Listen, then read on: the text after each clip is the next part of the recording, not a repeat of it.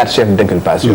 muy lan association de malfaiteurs contrefaçon de billets de banque nan laa koy waxte ak corruption ak contrefaçon blanchiment de capitaux ak corruption moom mooy les 4 infractions yi nga xamante à partir de ce moment là le juge d'instruction moom moo yor dossier bi li muy def léegi moom mooy commencé waat benn enquête parce que gendarmerie li mu doon def enquête préliminaire la 48 heures la ko code de procédure pénale impérateur mayoon après day jël le juge d'instruction bi amul fu ñu ko wax ni par exemple 3 ans nga ko war def 2 ans il a vraiment la latitude et puis la possibilité boo nga xamante ne mën na jël délégation judiciaire joxaat ko section de recherche pour que mu approfondir enquête bi mën na woo ay experts laaj leen mën na def une commission rogatoire à l'extérieur pour saytu un certain nombre de choses donc am na ay pouvoir étendu bu nga xamante ne mën na actuellement nii mu dem gëstu ji pour xool ndax li ñu koy jiñ moom moo ko def bu fekkee ne moom moo ko def mu renvoyé ko devant le tribunal correctionnel pour que ñu jugé ko su fekkee ne def ko boobaa mu doog ko jox noonu lii.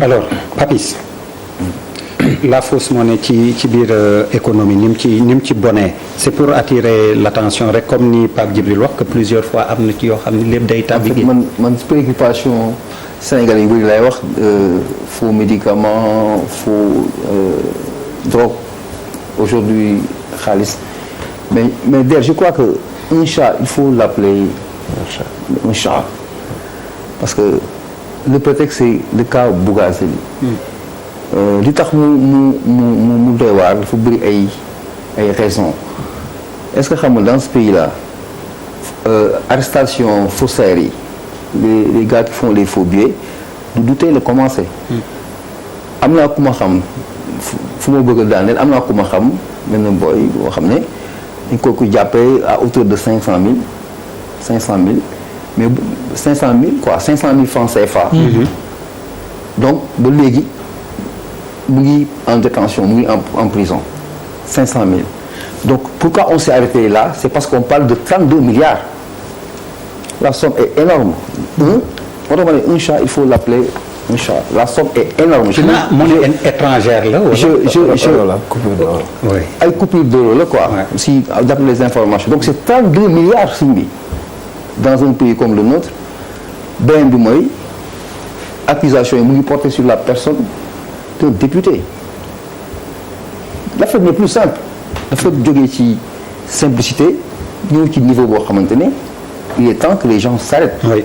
Je ne lui souhaite pas ce mal et ce qui me personnellement ça m'a surpris mieux ça m'a fait très mal pour bonne raison principalement la déception que j'ai eue parce que il y a quelques petites années tout récemment l'homme en question Bougazelli dafa porter benn combat boo xamante ne da nga xam ne kii il est citoyen il y avait tellement de meurtres ay crimes dans ce pays en tant que député bu dañuy agiter la question de la peine de mort dañ ko andiwaat je fais partie des Sénégalais qui l'ont invité le premier ñëw ci plateau expliquer sa position moi je suis contre la peine de mort mais il avait défendu sa thèse en tant que citoyen en tant que député pour impulser les Sénégalais à aller vers ça parce que il faut ñu éradiquer wala sensiblement ñu wàññi les meurtres donc vu sous ces deux rapports man ça me fait mal mais en partant de ce mal on doit aujourd'hui en tirer énormément de leçons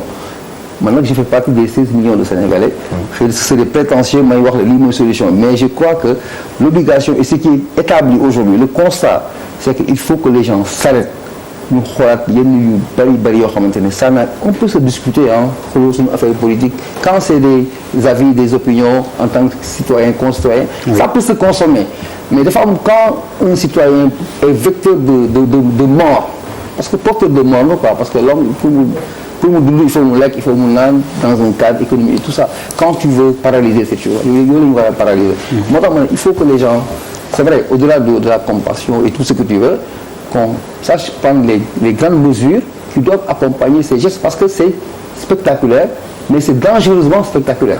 alors Bouba. waaw mais je pense que li ci gars yi wax kenn mënu ci wax plus. parce que comme ni nga ko waxee comme dossier boo xam ne la ñu ngi koy doog a ubbi. am na ay paramètres yu bëri yoo xam ne doo ko maîtriser donc boo ciy wax aussi da ngay def tuuti attention quoi man lu ma ciy wax rek mooy quand même am na benn constat moom mooy ci wàllu suñu douane suñu police ak suñu gendarmerie quand même am na ay actes yu nekk di posé wu. te loolu mënoo ko bañ a rafetlu. parce que man dama doon am surprise boo xam ne dañu jàppoon benn député nëppal affaire bi kenn du ko yëg en principe loolu moo doon gën a tiital nit yi.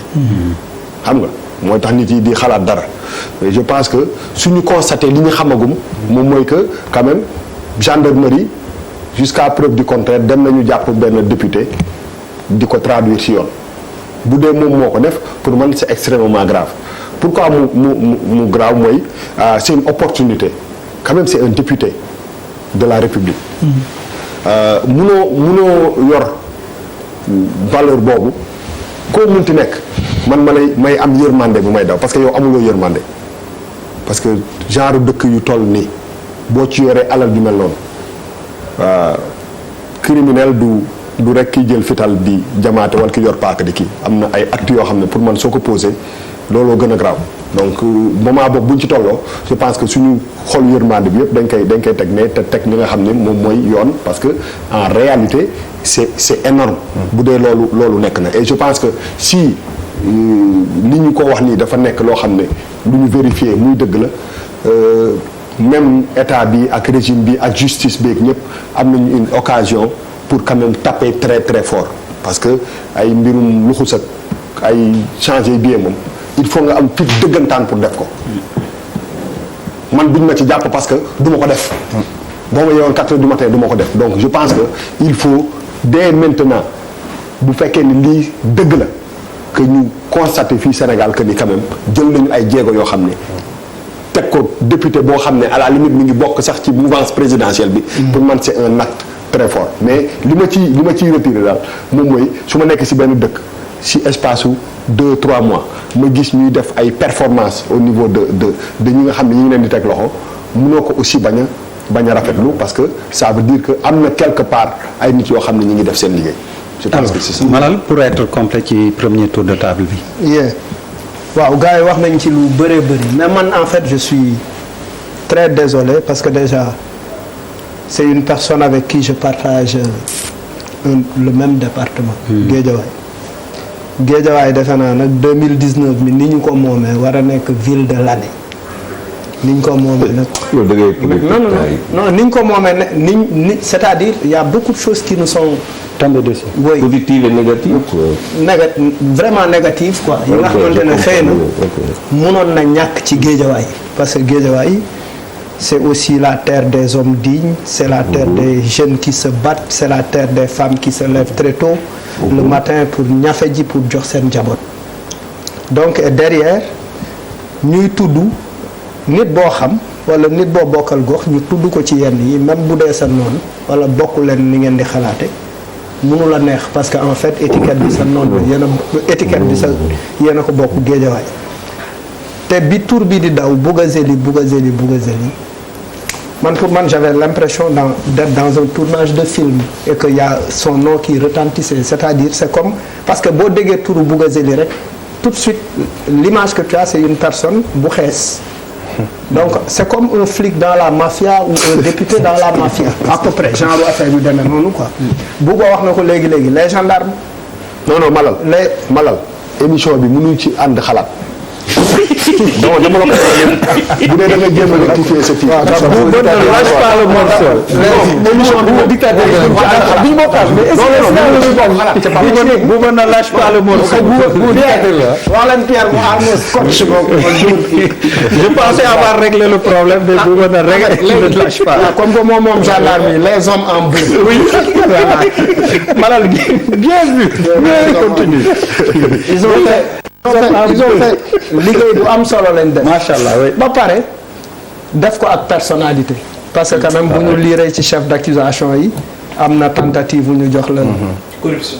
oui ñu jox la 10 millions moo ni la quoi parce que temps bi dëgër na mais je pense globalement que Bouga il a très mal interprété ou très mal analysé le fast track bi nga xamante ne moom la Macky woote fast track parce que Voilà, je te rappelle qu'on ne juge pas. Non, je ne juge pas, mais Il commande. Non, je commente. C'est toi qui as amené le sujet. Oui, j'ai amené le sujet, c'est vrai, Charles, mais avec les mais même bu fekkee jubóowuñu le chat il faut répondre au chat. wala ñu teg sujet boo xam ne Ouais, quand même, ah, Mbaye Mbaxaan moom xam nga. dama koy dagg. Le bâtonnier là, il beaucoup Ouais, quand même, ah. Non, ici c'est moi le bâtonnier. Ni ma ko war a jox ne ñëw parce que le bâtonnier. ñan ñoo jar a féliciter. Il faut saluer le niveau de conscience citoyenne des Sénégalais parce qu'il y a eu beaucoup d'interpellations sur Facebook qui a mis la pression sur la justice. Parce que bii dafa leer. Affaire bii dafa leer. Réseaux sociaux yi bàyyiwuñu. Ils ont commenté, ils ont donné leur point de vue et ils veillaient au grain. Donc en fait beneen alternative amul woon beneen échappatoire amul woon. Bu loolu weesoo chez nous kan moo war a nekk député qui le choisit est-ce qu'on fait une enquête de moralité. Malal foofu dinañ fa yegg. Pour man enquête de moralité baax. n'anticipe pas nga xamante ne bokk yu demee noonu la daal mais boobu may globalement et puis boo nekkee député da nga nekk benn position boo xamante ne dafa stratégique am nga passeport diplomatique am nga immunité parlementaire am nga 1,5 million am nga oto. am nga carburant. sa jabar am na. Attendez le jugement. Et cetera non. Attendez le jugement. Mais pour le moment non. Tu me rejoins enfin. Non, mais soit on discute du sujet ou on n'en discute pas. c'est vert. Non, mais non, on ne peut pas. Non, vous ne pouvez pas. Décidément, le vent tourne.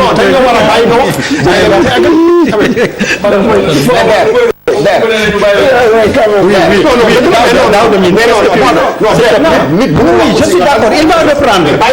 Mais il va reprendre. Daouda, juste qu'est-ce que tu voulais dire? Daouda va le conforter. Dama koy conforter parce que li ma bëgg a wax on n'est pas en train de juger. Oui, c'est pas il est présumé innocent. Bien sûr. Tey jii c'est au